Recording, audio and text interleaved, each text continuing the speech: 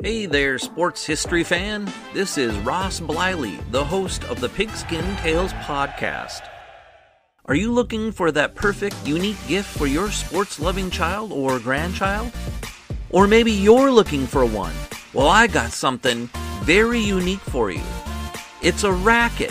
It's the ultimate device for the ultimate fan. It's perfect for any time you need to make some noise. What it is a 7-inch compact megaphone. It's got 8 powerful adjustable LED lights, noisemakers. Plus, you can design it all you want to match your team's colors. So get on out there and let's get loud. Bring a racket to your next game or competition to cheer on your favorite team or athlete. To pick up your racket today, head to myracket.com. That's myrakeit.com. Now it's time to take a sports break, a look at sports history on a daily basis. Hello, my friends in sports history. This is Darren Hayes of the Sports Jersey Dispatch podcast. Welcome once again to the Pig Pen, your place for all things great in sports history, and welcome to your sports break for this New Year's Eve day, December 31st. Got some great milestone moments in sports history with some excellent athletes who were awarded or did some major accomplishments in the uniform numbers that they may have worn on those days. And we're going to start off in 1967 on this date, December 31st, the AFL Championship at the Alameda County Coliseum in Oakland, California. The Oakland Raiders defeating the Houston Oilers 40-7. What a whopping one-sided score there. Number 16, George Blanda, booted 4 field goals for the Raiders in the club's first AFL championship. December 31st, 1973, number 14, Johan Cruyff was chosen as the European Football Player of the Year. Speaking of that, 1974, Cruyff, number 14, took home another award exactly 1 year to the day of that previous one, the Ballon d'Or, where he won back-to-back awards, his 3rd overall for the best European football player, ahead of Bayern Munich defender number 5, Franz Beckenbauer, and Liga Warsaw midfielder number 10, Kazimierz Dania. December 31st, 1988, the Pittsburgh NHL center, number 66, Mario Lemieux, accounted for all of his team's goals in the Penguins' 8-6 win over the New Jersey Devils. He famously scored 5 goals, each in a different way: even strength, power play, shorthanded, penalty shot, empty net, and also netted 3 assists on the ice for all 8 and was a part of all of them. That is being some productive things for number 66, Mario Lemieux, Super Mario as they called him. December 31st, 1997, the Buffalo Czechs NHL goalie, number 39, Dominik Hasek, stopped 36 shots for his 27th career shutout in the Sabres' 3-0 win over the Ottawa Senators. It was the 6th shutout in the month of December, the first time that's happened since George Hainsworth did it in the 1928-1929 season to achieve that feat. December 31st, 2018, the Houston Rockets guard number 13, James Harden, scored 43 points in the Rockets' 113-101 win over the Memphis Grizzlies. It was the 4th straight NBA game where he scored over 40 points and the 8th straight with over 35. He joined the likes of number 14, Oscar Robertson, as the only player with at least 35 points and 5 assists in 8 straight games. And that is a major accomplishment when you sit there and think about everybody that's had some great games in NBA history. You know, only those 2 gentlemen have done that feat so far. So we'll wait and see, as we got some very talented individuals in the NBA right now. And how about this with some great soccer, some great hockey and basketball, as well as a little bit of football mixed in. It's a great day for sports history. And the end of the year, the last day of the year, and just some great stars have been shining out there, and we are so glad that you joined us here for this year.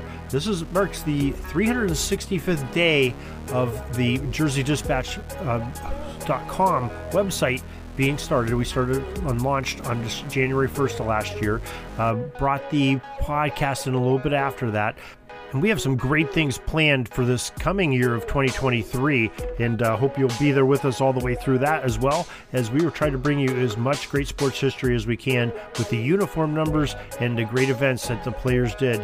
And in the meantime, if you can't wait for our next episode to come out, well, go to the sportshistorynetwork.com. There's 30 different podcasters. Somebody's bound to be releasing a podcast each and every day, and if not, there's thousands of hours of backlog that you can listen to catch up on some sports history and learn a little bit of something and have a few laughs with some great entertaining hosts and guests, very knowledgeable in sports history.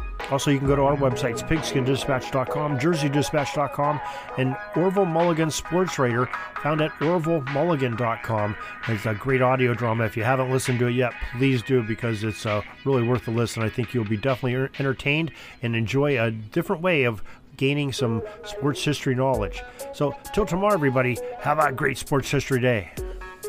This penalty kill is almost over. I got to get back out on the ice. But thanks again for joining us for another great edition of Sports Jersey Dispatch Podcast. We'll see you tomorrow.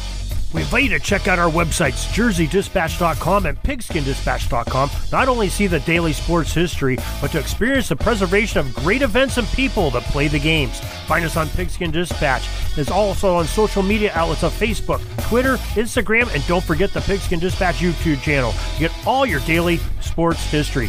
Pigskin Dispatch is happy to be associated with the Sports History Network, the sports headquarters of yesteryear, found at sportshistorynetwork.com. This podcast is part of the Sports History Network, your headquarters for the yesteryear of your favorite sport. You can learn more at sportshistorynetwork.com.